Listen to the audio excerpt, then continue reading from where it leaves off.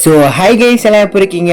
இருப்பீங்க நம்புறேன். இன்னைக்கான வீடியோவில் நம்ம புதுசாக ஒரு கொரியன் ட்ராமா சீரிஸ் தான் ஆரம்பிச்சிருக்கோம். சீரிஸோட நேம் பார்த்தீங்கன்னா my girl friend is an alien. இந்த சீரிஸ் ரொம்பவே சூப்பராக இருக்கும். நம்ம வளவலன்னு பேசாம வாங்க நம்ம டேரக்டா வீடியோவிலே போயிடும். ஸோ இந்த சீரிஸோட ஓப்பனிங் சீன்ல ஒரு விண்கல் மாதிரி இருக்கக்கூடிய ஒரு ஸ்பேஸ் ஷிப் ரொம்பவே வேகமா பூமிக்குள்ள வந்துட்டு இருக்குது. இந்த சைட்ல பாத்தீங்கன்னா நம்ம ஹீரோ காட்டுறாங்க. நைட்டு காலைல டிராவல் பண்ணி போயிட்டு இருக்கிறான். இந்த சீரீஸ்ல இருக்கிற நம்ம ஹீரோட பேர் பாத்தீங்கன்னா ஃபேங். இவர் பெரிய ஒரு பிசினஸ் மேன். எஃப் குரூப்னு சொல்ல போற ஒரு கம்பெனில சிஓவா இருக்காரு. இவர் பிரிட்ஜ் மேல கார் ஓட்டிட்டு வந்துருக்க போது அவர் கார்ல இருக்க எஃப்எம்ல நியூஸ் பிளே ஆக ஆரம்பிக்குது. ஏதோ ஒரு வித்தியாசமான ஒரு பொருள் பூமிக்குள்ள லேண்ட் ஆயிருக்கதாகவும் அது எந்த மாதிரியான பொருள்னு நாசாவால கண்டுபிடிக்க முடியலன்னு அப்படின்னு நியூஸ் பிளே ஆகுது. அதுக்கப்புறம் கொஞ்ச நாள் கழிச்சு ஹீரோட அசிஸ்டன்ட் கால் பண்றாரு. சார் நீங்க எங்க இருக்கீங்க? ரொம்பவே மழை வர மாதிரி இருக்குது. எந்த ஒரு வேலையா இருந்தாலும் சீக்கிரமா முடிச்சுட்டு வீட்டுக்கு வாங்கன்னு நம்ம ஃபேங்கோட அசிஸ்டன்ட் கால் பண்ணி பேசிட்டு இருக்கிறாரு. திடீர்னு கிளைமேட் எப்படி இருக்குன்னு சொல்லிட்டு பார்த்து திரும்புறாரு. அப்ப அந்த காரை அவரால் கண்ட்ரோல் பண்ண முடியாம ஒரு பெரிய ஆக்சிடென்டே ஆயிருது. அதுக்கப்புறம் ஃப்ராங்க் பிரிட்ஜுக்குள்ள இருக்கக்கூடிய ஒரு இடத்துல காரை விட்டு கீழே இறங்கி ஒரு இடத்துல அடிபட்டு கிடக்கிறாரு. அவருக்கு நிறைய அடிபட்டு உடம்புலாம் பிளட் லாஸ் ஆயிட்டு இருக்குது. அதனால அவரு அந்த இடத்துல மயக்க போட்டு வந்துடுறாரு. அதுக்கப்புறம் கொஞ்ச நாள் கழிச்சு இந்த டிராமாவோட ஹீரோயினை காட்டுறாங்க. இதுக்கு முன்னாடி ஸ்பேஸ்ல இருந்து பூமிக்கு வந்த இந்த ஏலியன் தான் நம்ம ஹீரோயின். இங்க நம்ம ஹீரோயின் ஃபேங்குக்கு அடிபட்டு இருக்க விஷயத்த பார்த்துட்டு ஹெல்ப் பண்ணலாம் சொல்லிட்டு கிட்ட வராங்க. இங்க நம்ம ஹீரோயின் ஏலியன்றனால அவங்களுக்கு நிறைய சூப்பர் பவர் தான் இருக்கும். இங்க நம்ம ஹீரோயின் முதல் வாட்டியா பூமிக்கு வந்ததுனால ஃபேங்கை காப்பாத்துறதுக்காக மேல கைய வைக்கிறாங்க. நம்ம ஃபேங்கோட ஹார்மோன்ஸ் எல்லாமே நம்ம ஹீரோனால சென்ஸ் பண்ண முடியும். இங்க நம்ம ஹீரோயின் முதல் வாட்டியா ஃபேங் பார்க்கறதுனால ஒரு மாதிரி அட்ராக்ட் ஆகுறாங்க. அதுக்கப்புறமா ஃபேங்குக்கு அடிபட்டு இருக்க விஷயத்த எல்லாத்தையுமே ஹீரோயின் சரி பண்ணிடுறாங்க. இந்த சைடுல ஃபேங்கோட கார் கீழே வந்ததுனால எரிய ஆரம்பிக்குது. அந்த கார் எரிஞ்சதுனால ஒரு பிளாஸ்டே ஆயிருது. இங்க அடிபட்டு இருக்க நம்ம ஃபேங்கை காப்பாத்துறதுக்காக நம்ம ஹீரோயின் அவங்க பவரை யூஸ் பண்ணி ஒரு ஷீல்டை உருவாக்குறாங்க. அந்த பிளாஸ்ட அவங்களால ரொம்ப நேரம் கட்டுப்படுத்த முடியல. அந்த ஷீல்டு இப்போ உடைஞ்சு போய் அவங்க வாயில ப்ளூ கலர்ல பிளட் வருது. இந்த பிளட் நம்ம ஃபேங்கோட கையில படுது. அங்க ஒரு பிளாஸ்ட் நடந்ததுனால ஹீரோயின் கழுத்துல போட்டிருக்க அந்த கிறிஸ்டலும் பறந்து போய் கொஞ்ச நேரம் கழிச்சு அவங்களும் தண்ணிக்குள்ள போய் விழுந்துடுறாங்க. இங்க நம்ம ஹீரோயினோட பிளட் ஃபேங் கையில பட்டனால இப்போ ஒரு கிறிஸ்டலா மாறிடுது. இந்த ஒரு விஷயம் எல்லாம் நடந்து ஒரு 7 நாள் கிட்ட ஆயிருது. நம்ம ஃபேங் வீட்ல இருந்து இப்ப கண்ணு முழிச்சு பாக்குறாரு. இப்போ ஃபேங்கை செக் பண்றதுக்காக டாக்டரும் வராங்க. உங்களுக்கு ஆக்சிடென்ட் ஆகி 1 வாரம் ஆச்சு. உங்களை நான் நிறைய டெஸ்ட் எடுத்து பார்த்தேன். ஆனா உங்களுக்கு ஒரு ப்ராப்ளமும் இல்லன்னு டாக்டர் ஷாக்கிங்கா சொல்றாரு. அதுக்கப்புறம் உங்களுக்கு எப்படி ஆக்சிடென்ட் ஆயிடுச்சு, அந்த இடத்துல என்ன நடந்துச்சு, ஏதாவது ஒண்ணு ஞாபகம் இருக்கான்னு சொல்லிட்டு டாக்டர் கேக்குறாரு. அதுக்கப்புறம் ஃபேங்கும் எனக்கு மழை பெஞ்ச விஷயம் தான் ஞாபகம் இருக்கு, வேற ஏதாவது ஞாபகம் வந்தா நானே உங்களுக்கு கால் பண்றேன் அப்படின்னு சொல்லிட்டு அவங்களை அனுப்பி விட்டுறாரு. இந்த சைடுல நம்ம ஹீரோனை காட்டுறாங்க. 7 நாளா அந்த தண்ணிக்குள்ளதான் இருந்திருப்பாங்க. இப்பதான் நம்ம ஹீரோயின் தண்ணியை விட்டு நடந்து வெளில வந்துட்டு இருக்காங்க. அங்க ஒரு தாத்தா ஃபிஷிங் பண்ணிட்டு இருக்காரு. நம்ம ஹீரோயின் ஏலியன்றனால அந்த தாத்தாவோட டீடைல்ஸ் எல்லாத்தையுமே கண்டுபிடிச்சிடுறா. டைரக்டா அந்த தாத்தா கிட்ட போய் அவர் பேரை சொல்லி கூப்பிட்டு நான் வேற பிளானட்ல இருந்து டிராவல் பண்ணி நான் இங்க வந்திருக்கேன், ஒரு சின்ன மிஸ்டேக்னால நான் இங்க வந்து லேண்ட் ஆயிட்டேன் அப்படின்னு ஹீரோயின் அந்த தாத்தா கிட்ட சொல்லிட்டு இருக்கவும் கேட்டுன்னு அந்த தாத்தா பயந்து ஓடிறாரு. இங்க ஹீரோயின் அந்த தாத்தாவோட சேர்ல உட்காரா. திடீர்னு ஹீரோயின் மண்டையில இருந்து ஒரு டாடாய்ஸ் கீழே விழுவுது. இது பூமியில இருக்கக்கூடிய ஒரு உயிரினம் சொல்லிட்டு தூக்கி போடும் போது அப்பதான் அந்த டாடாய்ஸ் நம்ம ஹீரோயின் கிட்ட பேச ஆரம்பிக்குது. சாக்ஷி என்ன தூக்கி போட்டுறாத, நான் யாருன்னு தெரியலையா, நான் தான் உன்னோட பர்சனல் அசிஸ்டன்ட். இப்பதான் அந்த டாடாய்ஸ் சொன்னதுக்கு அடுத்து நம்ம சாக்ஷிக்கே தெரிய வருது இந்த பூமியில தப்பா லேண்ட் ஆனது நம்ம ஹீரோயின் மட்டும் இல்ல, அது கூட இருக்கிற ரோபோட்டும் தான். அந்த சாக்ஷி விழுந்த தண்ணில இந்த ரோபோட்டும் விழுந்திருக்கும். அந்த ரோபோட்டோட சிபியூ அந்த டாடாய்ஸ் முழுங்கிட்டனால அந்த ரோபோட் சில டெக்னாலஜி யூஸ் பண்ணி அந்த டாடாய்ஸை கண்ட்ரோல் பண்ணுது. ரொம்பவே கம்மியான வால்யூம்ல நம்ம ஹீரோயின் கிட்ட பேசிட்டு இருக்குது. அந்த டாடாய்ஸ் பேசுறது நம்ம ஹீரோயினுக்கு மட்டும் தான் கேட்கும். இப்போ இந்த இடத்துக்கு வந்து லேண்ட் ஆகி 7 நாள் ஆயிடுச்சு. இப்போ டிராவல் பண்ணி வந்த ஸ்பேஸ் இப்போ நம்மளை விட்டு போயிருச்சு. என்ன பண்ண போறேன் கௌஷின்னு சொல்லிட்டு அந்த டாடாய்ஸ் கேக்குது.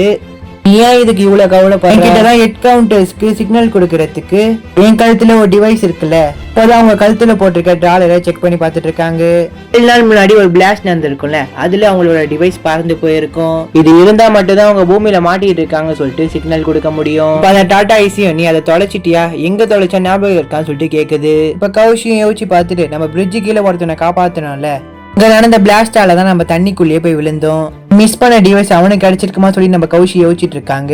நம்ம ஃபேங்கோட பேச அந்த கௌஷி பார்த்திருக்கவே மாட்டாங்க. காப்பாத்தின இடத்துல நம்ம ஃபேங்கோட ஹார்மோன்ஸை ட்ரீட் பண்ணதுனால அவங்களுக்கு ஒரு மாதிரி கேர் ஆயிருக்கும். அதனாலதான் ஃபேங்கோட பேச அந்த சாக்ஷி பார்த்திருக்கவே மாட்டாங்க. அதுக்கப்புறம் இந்த சைடுல ஃபேங்க காட்டுறாங்க. அவரு ஆபீஸுக்கு போறதுக்காக ரெடி ஆயிட்டு இருக்காரு. நம்ம ஃபேங்கோட அசிஸ்டன்ட் வேகமா ஓடி வந்து, இன்னைக்கு உங்களால ஆபீஸுக்கு போக முடியாதுன்னு சொல்லி நினைக்கிறேன். உங்களோட எக்ஸ் லவர்ஸ் எல்லாமே ஆபீஸுக்கு வெளியில நின்று மீடியா ரிப்போர்ட்டர்ஸ் எல்லாத்தையுமே கூட்டு வச்சு ஒரு கலவரத்தை நடத்திட்டு இருக்காங்க அப்படின்னு அந்த அசிஸ்டன்ட் நம்ம ஃபேங் கிட்ட சொல்றாரு. நம்ம ஃபேங்கும் அந்த ஒரு விஷயத்தை எப்படி ஹேண்டில் பண்ணு சொல்லிட்டு எனக்கு தெரியும் சொல்லிட்டு கிளம்பி ஆபீஸுக்கு போகிறாரு. அங்க நம்ம ஃபேங்க கல்யாணம் பண்றதுக்காக நிறைய பொண்ணுங்க நிக்கிறாங்க. அங்க மீடியா ரிப்போர்ட்டர்ஸ் எல்லாருமே நம்ம ஃபேங்க தப்பா பேசிட்டு இருக்காங்க. அவர் ஒரு பிளே பாய், நிறைய பொண்ணுங்களை மேரேஜ் பண்ணிக்கன்னு சொல்லிட்டு ஏமாத்திருக்காரு அப்படின்னு ஏதோ பேசிட்டு இருக்காங்க. அப்படின்னு ஃபேங் இங்க மீடியா ரிப்போர்ட்டர்ஸ் எல்லாத்துக்குமே ரிப்ளை தர மாதிரி, இது ரெண்டு பேருக்கும் நடக்கக்கூடிய ஒரு பிரச்சனை, யாரும் இன்வால்வ் ஆக வேணாம் அப்படின்னு அந்த ரிப்போர்ட்டர்ஸ் கிட்ட தான் சொல்லிடுறாரு. இங்க ஃபேங் ஆபீஸ்க்குள்ள போய் வெளியில நிக்கிற ஒவ்வொரு எக்ஸ் லவரா உள்ள கூப்பிடுறாரு. இங்க நம்ம ஃபேங்கோட அசிஸ்டன்ட் அந்த எக்ஸ் லவர்ஸோட எல்லா டீடைல்ஸும் கலெக்ட் பண்ணி அவங்களுக்கு என்னென்ன ப்ராப்ளம் இருக்குதோ எல்லாத்தையுமே அவர் சால்வ் பண்றாரு. அவங்களும் ஒவ்வொரு ஆளா அவங்களுக்கு பிடிச்ச விஷயத்த எல்லாத்தையுமே வாங்கிட்டு இந்த இடத்த விட்டே கிளம்பிடுறாங்க. இங்க ஃபேங்க தொலை பண்ணிட்டு இருந்த எல்லா பொண்ணோட விஷயத்தையுமே சால்வ் பண்ணிடுறாரு. அவங்களோட டீல்ஸும் சக்சஸ்ஃபுல்லா முடிஞ்சதுனால எல்லா பொண்ணுங்களுமே வெளியில போய் அந்த மீடியாக்காரங்களை திட்ட ஆரம்பிச்சிடுறாங்க. இப்படி அவரை திட்டலாம், அவர் ஒன்னும் பிளே பாய் தான் கிடையாது, இது ரெண்டு பேருக்கும் நடக்கிற ஒரு விஷயம் தான், எதுக்கு இந்த ஒரு விஷயத்த இவ்வளவு பெருசா ஆக்கிறீங்க சொல்லிட்டு அந்த மீடியாக்காரங்களை திட்ட ஆரம்பிச்சிடுறாங்க. ஒரு படையை கூட்டினதே இவங்க தான். அப்படியே மீடியாக்கார மேல பழிய போட்டு இந்த இடத்த விட்டு கிளம்பிடுறாங்க. ஆக்சுவலி என்ன நடக்குதுன்னா, நம்ம ஃபேங்குக்கு ஒரு அம்னிஷியம் மாதிரி ஒரு நோய் இருக்கும். அவர் ஒவ்வொரு வாட்டியும் மலையில் நலையும் போதும் அவர் மீட் பண்ண பொண்ணு எல்லாத்தையுமே மறந்து போயிருவாரு.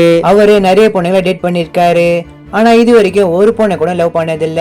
அவரு இந்த மாதிரி ஒரு விஷயத்த மறந்துடுவான்னு தெரிஞ்சுக்கிட்ட அந்த பொண்ணுங்க, ஃபேங்க என்ன முன்னாடி டேட் பண்ணாரு, இப்ப என்ன ஏமாத்திட்டாரு, இந்த ஒரு சான்ஸ் யூஸ் பண்ணி அவங்களுக்கு தேவையான எல்லாத்தையுமே வாங்கிப்பாங்க. இந்த ஒரு பிரச்சனை முடிஞ்ச உடனே இங்க ஃபேங்கோட அசிஸ்டன்ட், சார் இன்னாதுன்னு எனக்கு தெரியல, இது உங்க கையில இருந்துச்சு, இது உங்களுக்கு ரொம்பவே முக்கியம் சொல்லி நான் தான் எடுத்து வச்சேன். அந்த அசிஸ்டன்ட் சொல்றாரு, இது என்னன்னு தெரியல, லேபுக்கு அனுப்பிச்சுட்டு செக் பண்ணுங்க, இது என்னன்ற விஷயம் எனக்கு தெரிஞ்சவனு சொல்லி சொல்றாரு. இதே சைட்ல நம்ம சாட்சியா காட்டுறாங்க. இங்க டாடாய்ஸும் அதை நீ எங்க தொலைச்ச ஞாபகம் இருக்கா, அது இருந்தா மட்டும் தான் நம்ம பூமியில மாட்டிட்டு இருக்கோம்னு சொல்லிட்டு ஹெட் கவுண்டர்ஸ்க்கு சிக்னல் கொடுக்க முடியும். அந்த டாடாய்ஸ் நம்ம சாட்சியை பார்த்து நிறைய கொஸ்டின் எல்லாத்தையுமே கேட்டுட்டு இருக்குது. ஒண்ணு கவலைப்படாத, அந்த டிவைஸ் யார்கிட்ட இருக்குன்னு எனக்கு, நான் அவனோட ஃபேஸ பார்க்கல, ஆனா அவனோட ஹார்மோனை என்னால சென்ஸ் பண்ண முடியும் அப்படின்னு அந்த ஃபேங்கோட உடம்ப அந்த டாடாய்ஸ் கிட்ட காட்டுறாங்க. அதுக்கப்புறம் ஃபேங் எங்க இருப்பாங்க சொல்லிட்டு ஒவ்வொரு இடமா தேடி அலையறாங்க. அதுக்கப்புறமா ஒரு மாலுக்கு போயிட்டு கம்முன்னு இல்லாம அவங்களோட பவர் யூஸ் பண்ணி அங்க இருக்க ட்ரெஸ் எல்லாத்தையுமே எடுத்து போட்டுக்கிறாங்க. அதுக்கப்புறம் அந்த மாலை விட்டு வெளியில போகும்போது ஒரு வெட்டிங் ட்ரெஸ் பாத்துறாங்க. இதுதான் போட போற டாடாய்ஸ் கிட்ட சொல்லவும் அந்த ஒரு டாடாய்ஸும் இந்த ட்ரெஸ் எல்லாத்தையுமே மேரேஜ் பண்ணிக்க போறவங்க தான் போடுவாங்க, எல்லாத்தையுமே ட்ரை பண்ணி பார்க்க கூடாது டாடாய்ஸ் சொல்லவும் அவங்க எதுவுமே கேட்காம அந்த ட்ரெஸ் எடுத்து போட்டுக்கிறாங்க. அதுக்கப்புறம் அங்க இருக்க செக்யூரிட்டி காஸ்ட் எல்லாத்தையுமே பார்த்துட்டு ஹீரோயின் ட்ரெஸ் திருட்டான்னு சொல்லிட்டு துரத்த ஆரம்பிச்சிடுறாங்க. இவளும் இதை பார்த்து பயந்து போய் இந்த மாலை விட்டு வெளியில ஓட ஆரம்பிக்கிறா. இவனும் வெளியில ரோட கிராஸ் பண்ண போகிறா. பாத்தீங்கன்னா அங்க ஏகப்பட்ட காருங்க போயிட்டு இருக்குது. காப்பாத்தின இடத்துல நம்ம ஹீரோட கார் வெடிச்ச மாதிரி இங்கேயும் போயிட்டு இருக்க கார் வெடிச்சுன்னு நினைச்சிட்டு அப்படியே ஒரே இடத்துல உட்காந்துடுறா. அவரோட கார்ல அந்த இடத்துல வந்துட்டு இருக்காரு. சாக்ஷி இருக்கான்னு சொல்லிட்டு காரை அந்த இடத்துல நிறுத்தும் போது இங்க ஹீரோயின் அவளோட பவரை யூஸ் பண்றா. அவர் பக்கத்துல இருக்கக்கூடிய எல்லாருமே ஃப்ரீஸ் ஆகி போய் நிக்கிறாங்க. ஆனா நம்ம ஃபேங்கால மட்டும் மூவ் ஆக முடியுது. இங்க சாக்ஷி ஏஞ்சி போனதுக்கு அடுத்துதான் ஃப்ரீஸ் ஆன எல்லாருமே மூவ் ஆக ஆரம்பிக்கிறாங்க. இதுதான் எனக்கு புது டிசீஸா இருக்குன்னு சொல்லிட்டு நம்ம ஹீரோ குழம்பி போய் நிக்கிறான். நம்ம இதோட இந்த வீடியோ முடிச்சுக்கலாம். பார்ட் 1 கண்டினியூஷன் அடுத்த வீடியோல வரும். இந்த ஒரு வீடியோ பிடிச்சிருந்தா மறக்காம லைக் அண்ட் ஷேர் பண்ணிட்டு போயிருங்க. இந்த ஒரு கொரியன் டிராமாவோட சீரிஸ் பிடிச்சிருந்தா மறக்காம ஒரு கமெண்ட் பண்ணிட்டு போயிருங்க.